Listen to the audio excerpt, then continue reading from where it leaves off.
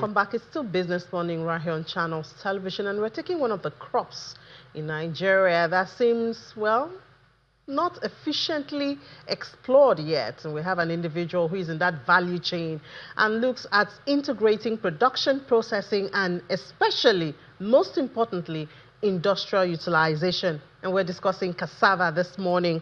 We're doing that with the Managing Director and Chief Executive Officer of Ageyewa Farms.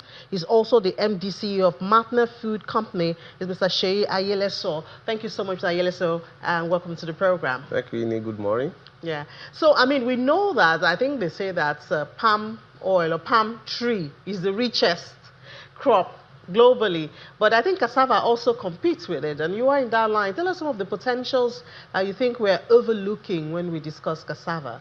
Well, I want to tell you that cassava is the richest crop, okay, and the most stable crops in Nigeria. Even though, yes, palm kernel has a lot of derivatives, things that can be gotten out of palm kernel, but cassava offers the most efficient derivatives because you can get so many things from cassava.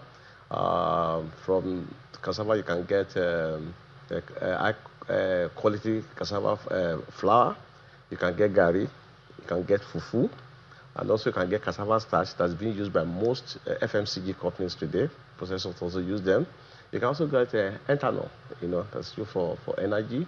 You can also get subitol that's being used by pharmaceutical companies. So a lot of things that you can get from cassava, of course. And I also told that from Brazil, you can even use cassava to get some Indomie noodles. They use I heard where we have spaghetti. Yes, from cassava. And we would have counted bread as part of it now if our government had sustained that project, that cassava bread project that we started, with during the administration of President Goodluck Jonathan. Yes, I think we are getting there now because cassava is going to be used to exchange for what will be used for bread now. I'm going to be making bread with cassava. We are getting there. The bill is already with the Senate. Are you doing that? Is your company doing that? Yeah, we are working with the House Committee on Agriculture, okay, Senate Committee on Agriculture to actually entrench that cassava. What stage starch. are you at, and what can we expect the timelines? Well, I think something good and something useful will be coming up before the end of the administration of President Bola Ahmed Tinubu, because he's also very concerned about getting cassava as a stable product and needs to be used for bread in the country, and to help us a lot in terms of reducing our dependency on the importation of the cassava starch, which we already currently have in Deluge, in Torrance, in Nigeria. So before the end of the administration of President Bola Ahmed Tinubu, we should be getting to that.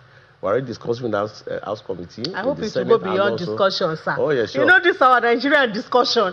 And the paper agreement, we just talked about what MOUs and all of that. I hope it will go beyond. Fortunately, Ageyewa has been designed by the federal government, Ministry of Agriculture, at the Cassava Revolution Center, okay, for cassava ecosystem in Nigeria. So we are working, and they know that we walk the talk, and also we try as much as possible to achieve whatever we want to do. So we are also in very serious top discussion with the House Committee, National Assembly, both the Senate and also the House of Representatives. Since you said it's very serious. Very serious. And then you did your hand like this, I think. But I mean, you were looking at integrating the value chain. That means you're working with others for not just maybe to get the crops, to process it, and then for the industrial utilization. Maybe you should take us through some of the things we can expect along this line. Yeah, you know that Nigeria is the biggest producer of cassava in the world, and we are producing about 60 metric tons annually. And these have not really been converted into processing, okay, and for us to begin to use and also satisfy both industrial use and also for the consumers. Now, today, Nigeria imports over $600 million of cassava starch into the country, and that will not help the economy. And that is why Ageyewa has come and some other processors in the country to come together.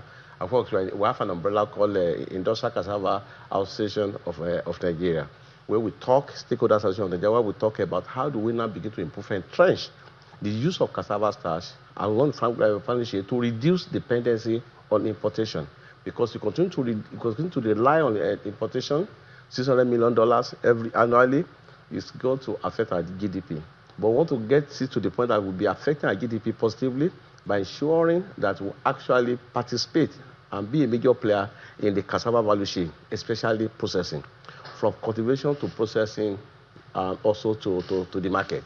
Even we begin to apart from the fact that we'll be satisfying those industrial users, the likes of Cadbury, Nestle, Pumacidon, and the rest, will also be exporting, therefore enhancing our GDP. And what role is Ageyewa play in this? In it? Ageyewa today is the largest producer of cassava, has the biggest farm in Africa. We are the biggest cassava farm in Africa. We have planted over 3,500 hectares of cassava in the last 3 years. And so you have farmers, because I mean sometimes in this value chain it seems the farmers are the ones who lose out the most. So you still see very poor farmers, while the other members of the stakeholders in the value chain are cashing out. And that's where our interest is now. So actually those farmers are called aggregators. You know, instead to what they have been producing as farm produce are being lost. We call it post-harvest lost. But what will come to play is actually to offtake this produce from the farmers and begin to process them for them. And we also offtake them for them at the premium price to ensure that at least it's sustainable and they're able to actually get into more production. Today, an average farmer in Nigeria gets about 6 to 8 tons yield per hectare, you know, from their farm. And at the end of the day, when you remove the cost of production from that 6 to 8 tons per hectare, when you sell it, what comes to them will be less than 100,000 as margin. What are we doing? We're also teaching them agronomic practices that will ensure that they move up to about 20 tons to 25 tons yield per hectare. In our farm today, we are getting about 25 to 30 tons. In fact, this year our target is to get to about 40 tons per hectare. So we're also training those farmers, aggregating, then taking from them, then teach them good agronomic practices that make their yield to be very good so that they can have enough profit. Where are these farmers that you work with? Oh, we're in the Ekiti State. Okay, but now that we have acquired... That's your state. But yeah, that's my state. Charity begins at home. But however, we are taking care of all the farmers within the southwestern state. Okay, we have gone to Osun State to actually talk to farmers. We have gone to Ogun State to talk to farmers, and we have told them that we are off-taking all their produce from them, and we are also teaching them how to actually operate their farm operations and get good yield from whatever they are cultivating. Okay, now that we have acquired Matna, then what we are doing again is to actually extend our aggregation move or scheme to Ondo State. Well, we'll also where is your processing? Because I'm trying to think of the logistics. A lot of businesses in Nigeria suffer setback at the point of logistics, moving from the farm to the processing site and all of that. So how do you coordinate that, especially since you're trying to aggregate from different parts of the country? Yeah, the processing part we just acquired is a Matna Foods Limited, which is the first processing plant in Nigeria, owned by the former CBN governor, and is based in Akure, Obese. So we'll move our cassava starch from our factory to Lagos. We have a warehouse in Lagos where we move our You don't have issues with bad roads, vehicles, insecurity on the road? I mean, of course, logistics issues are there. Exactly. Okay, we are using third-party vendors now. Oh, okay. But we are hoping we want to get our own trucks so that we're involved in the logistics, so that it will be very easy for us to move our cassava starch from Akure on those states to Lagos to satisfy our customers in the FMCG All right, industries. honestly, I mean, I get excited when I hear about manufacturing, you know, and things like that, and I really do hope that I wish you success. Thank you very much. You know, and let's eat cassava bread. I've not tasted it. I want to taste cassava. Don't worry, before the end of the year, you before the end of this year, I'll be looking forward to it. All right. Thank you so much, Managing Director and Chief Executive Officer of Ageyewa Farms, and also is the MD/CEO of Matna Food Company Limited, Mr. Seyi Aiyeleso. Thank you. We wish you the best. Thank you very much, Cindy. All right. All right, we'll go global in just a moment.